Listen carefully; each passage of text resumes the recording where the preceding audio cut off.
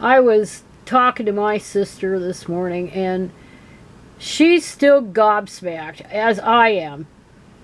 Not just because of the Electoral College vote favoring the dipshit, but also the popular vote. See, Trump lost the popular vote in 2016 by, I want to say, 3 million votes to Hillary Clinton. And then he lost by something like 8 million votes in 2020 to Joe Biden. And plus the EC.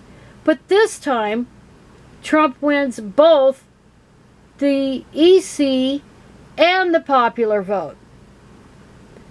And of course, it's pretty clear this sexism more than racism is what drove the results as we know it currently. The House still hasn't been settled. We still have the filibuster, thank God. There were some Democrats talking about getting rid of it. There's a reason why you don't want to get rid of the filibuster, and we're seeing it. So we have a little bit of a break on the coming fascism. But fascism's a trend throughout the world. But, so Trump has the popular vote, getting back to the point. But his vote is 3 million less than it was 4 years ago. And Kamala Harris has 15 million fewer votes than in 2020. And some have argued that, well, it's COVID. You know, we had all these mail-ins. And that's why the difference. And we're reverting back to earlier times when the vote participation wasn't as high. And that may be true. And it may also be true that there was vote suppression. You know, Trump hardly campaigned at all. He really didn't campaign much at all. He sounded like somebody who either was trying to lose on purpose, or he figured he had it all figured out. And his Project 2025 buddies all figured out what they were going to do. So there is that element. But my sister and I were talking about this, and my sister said, and I think she is probably correct on this, the reason, one of the biggest reasons, if not the reason, for the 15 million vote difference in the Democratic vote is because a lot of people stayed home. You know, they didn't cross over to Trump in any great numbers. That isn't what happened. It isn't borne out by anything.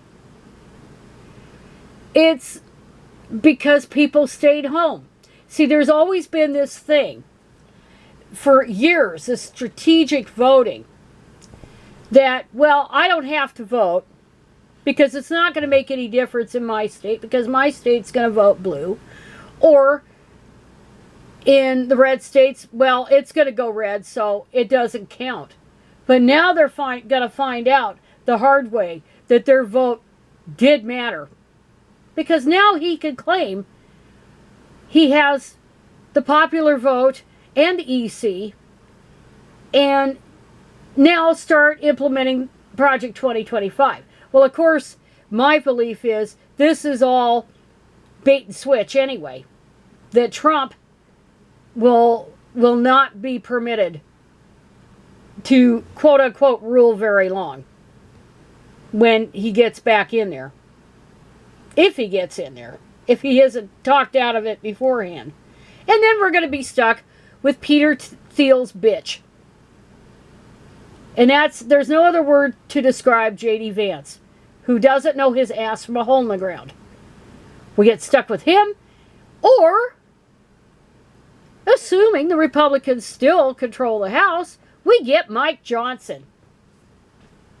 You know, the one that believes in covenant marriage and wants to get rid of no-fault divorce, the same as J.D. Vance.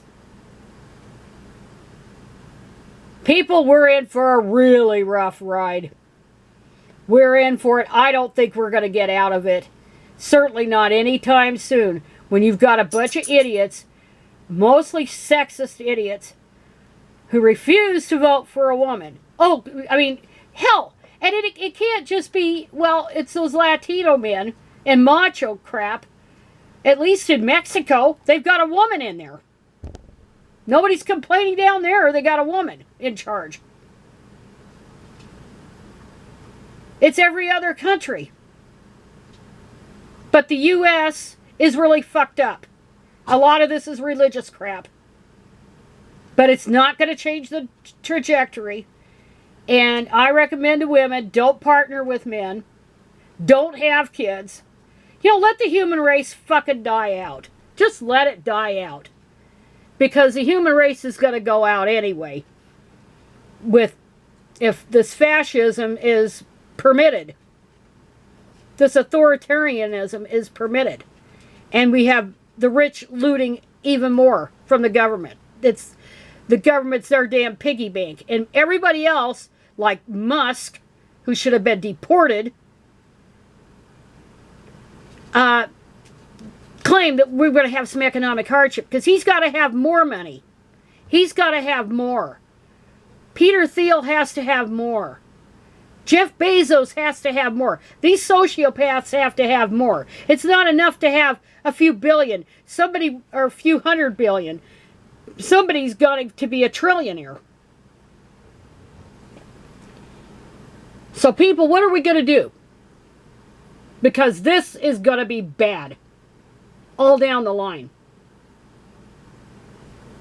And yes, abortion was approved most of the places. And Nebraska kind of got screwed up because of those two competing measures. So the more restrictive one that was peddled by the anti-abortion wackos, that one passed. So it was kind of, I think they retained the law.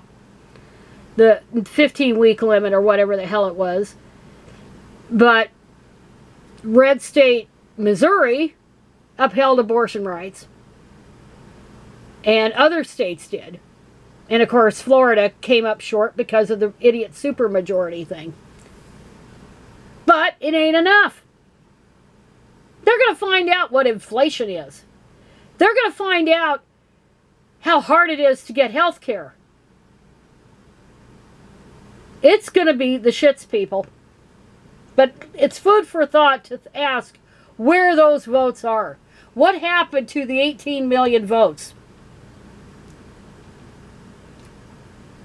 What happened? Where are they? There should have been more than that. And probably more than that. So it can't all be attributed to COVID.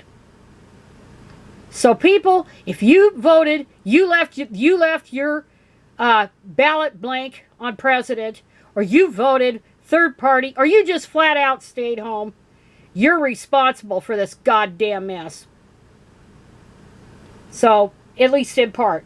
So anyway, that's it.